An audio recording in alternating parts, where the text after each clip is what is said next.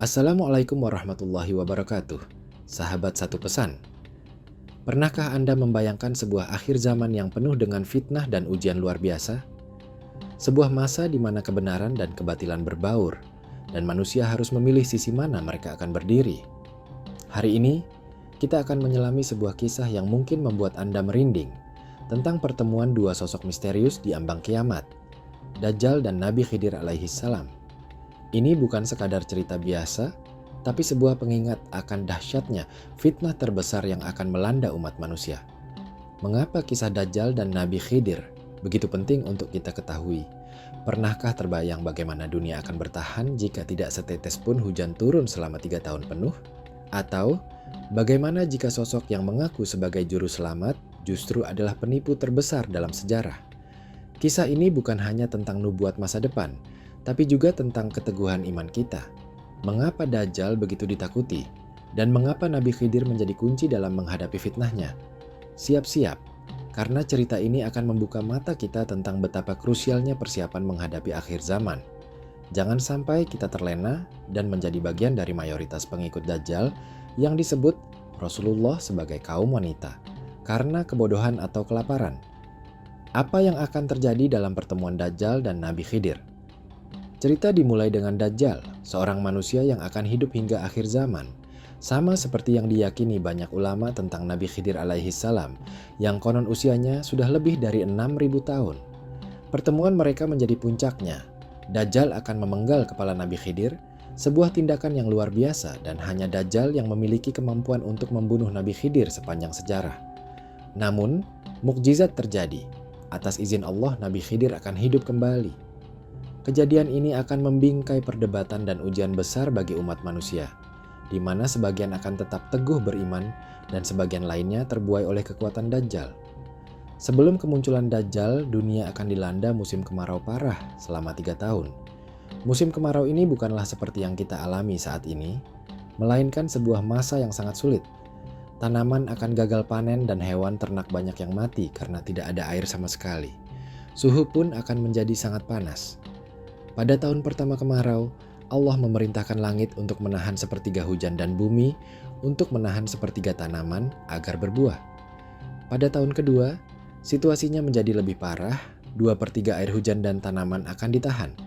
Dan pada tahun ketiga, tidak ada satu tetes hujan pun yang turun dan tidak ada tanaman yang berbuah. Populasi hewan ternak akan menipis bahkan mungkin habis, dan manusia akan merasakan kelaparan dan juga kesusahan yang luar biasa.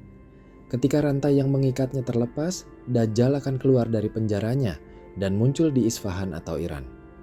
Awalnya, Dajjal akan mengaku sebagai orang yang saleh dan memiliki banyak pengikut, bahkan termasuk orang-orang Islam. Namun, seiring perjalanannya, Dajjal akan mulai mengaku sebagai nabi, dan kemudian puncaknya, ia akan mengaku sebagai Tuhan. Pada titik ini, banyak orang Islam yang awalnya mengikutinya akan meninggalkannya. Dalam perjalanannya, Dajjal akan diikuti oleh golongan pengikutnya yang beragam.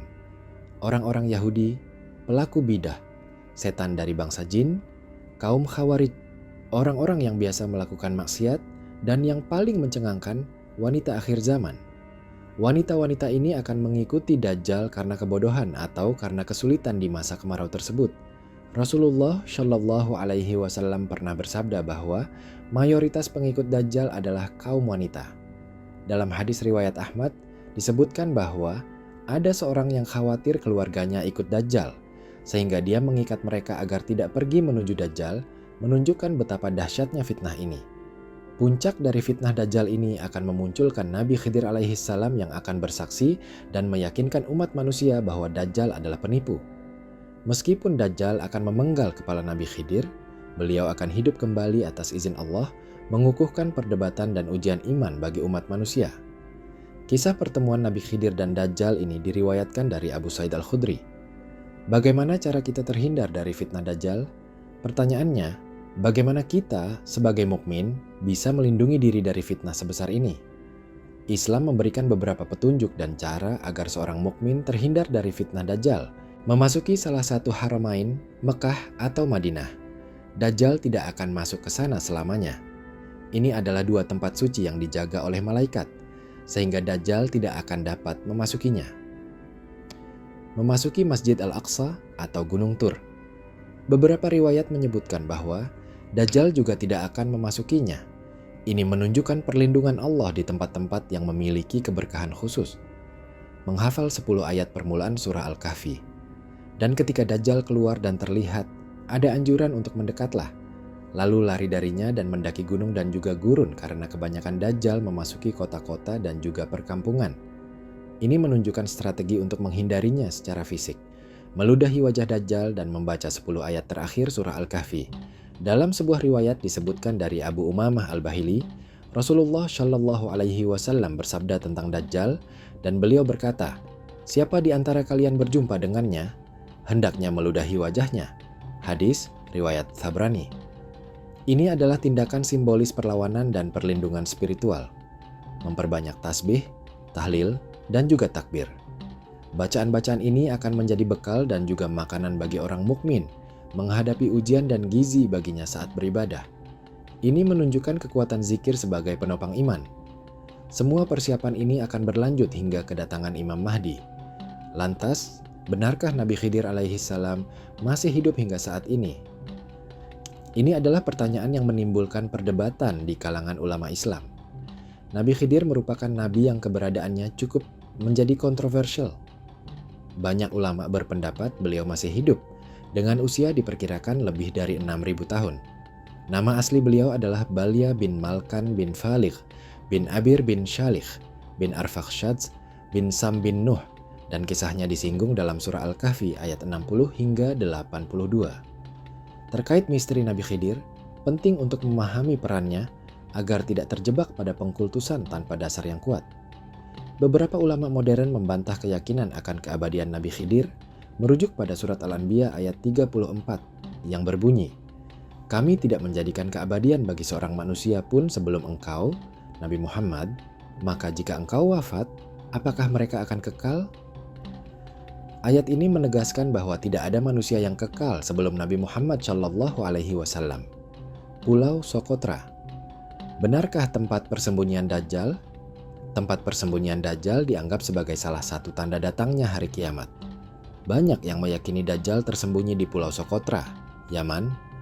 Pulau ini memang misterius dengan pohon-pohon yang mengeluarkan getah merah seperti darah dan hutan kemenyan. UNESCO bahkan mengakui Sokotra sebagai situs warisan dunia karena keanekaragaman hayati dan keunikannya. Namun faktanya, klaim ini tidak didukung oleh bukti ilmiah atau rujukan agama yang jelas. Kebanyakan ulama dan peneliti menegaskan bahwa klaim tersebut lebih bersifat legenda dan mitos daripada fakta yang dapat dipertanggungjawabkan. Pulau Sokotra alias Socotra dalam bahasa Arab terletak di Samudra Hindia, antara Semenanjung Arab dan Tanduk Afrika. Dengan wilayah seluas 3.796 km persegi, Socotra terbagi menjadi 3 zona utama. Pulau ini memiliki keanekaragaman hayati paling tinggi di dunia dan secara global menjadi tempat konservasi. Sejak zaman dahulu, Socotra telah dikenal sebagai pemasok kemenyan, mur, lidah buaya, dan damar darah naga. Lantas apa alasan kenapa Pulau Socotra dijuluki sebagai Pulau Dajjal? Sebenarnya tidak ada alasan pasti mengenai kenapa Pulau Socotra dijuluki sebagai Pulau Dajjal. Pasalnya, dalam Al-Quran dan hadis tidak dijelaskan secara spesifik dan gamblang dari bumi bagian mana persisnya Dajjal akan keluar. Hanya saja, Tamim Ad-Dari meriwayatkan jika Dajjal dikurung di sebuah pulau di suatu tempat di dunia. Pulau Socotra digadang-gadang sebagai Pulau Dajjal karena kemisteriusannya dan juga keunikan pulau tersebut. Mengutip Welcome to Socotra, Socotra berasal dari bahasa Sanskerta kuno, yakni Dvipa Sukhadara, yang di masa lalu dipercaya sebagai tempat bagi para penyihir, jin, dan juga monster. Bahkan banyak mitos dan legenda yang mempercayai jika di sana terdapat ular terbang, sarang phoenix, dan juga burung rok. Dajjal dan Pulau Socotra dalam sudut pandang Islam. Dalam ajaran Islam, munculnya Dajjal merupakan salah satu pertanda datangnya hari kiamat. Diceritakan dalam sebuah hadis riwayat Muslim, Rasulullah Shallallahu Alaihi Wasallam mengumpulkan para sahabatnya di masjid. Lalu beliau bersabda, "Aku mengumpulkan kalian bukan karena ada suatu kabar yang menggembirakan atau menakutkan, tetapi aku mengumpulkan kalian karena Tamim Ad-Dari, seorang Nasrani yang telah masuk Islam dan berbayat kepadaku. Ia telah menceritakan suatu kisah yang sesuai dengan apa yang pernah aku ceritakan kepada kalian tentang Dajjal Al-Masih. Dalam Islam memang dikabarkan kalau si Mesias palsu ini sekarang tengah berdiam di sebuah tempat di bumi dan akan muncul ketika waktunya tiba. Dan ketika hal ini dikorelasikan dengan sebuah hadis, banyak yang kemudian yakin jika Sokotra inilah tempat Dajjal yang dimaksud. Pulau satu ini sangat jarang disinggahi oleh pelancong. Jika dilihat dari letaknya, Sokotra tak benar-benar sulit dijangkau. Pesawat dan kapal laut jelas masih bisa menjangkaunya. Tapi anehnya, pulau ini selalu terlewat.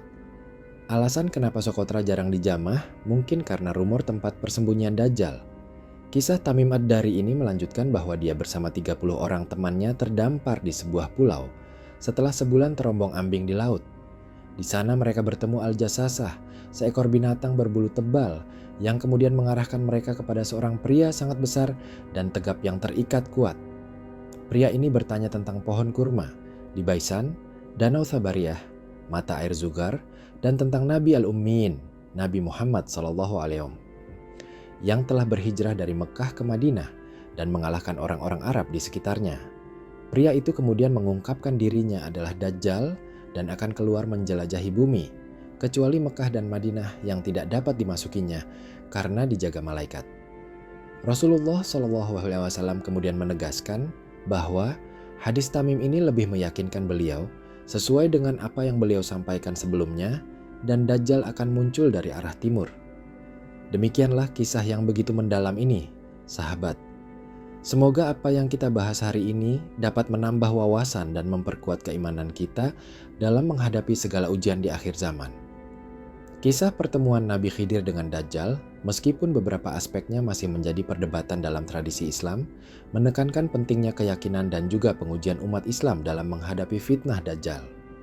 Ini adalah cerminan dari ajaran Islam yang mendalam, mengingatkan kita tentang kekuatan iman dan juga keteguhan hati dalam menghadapi tantangan yang muncul di akhir zaman.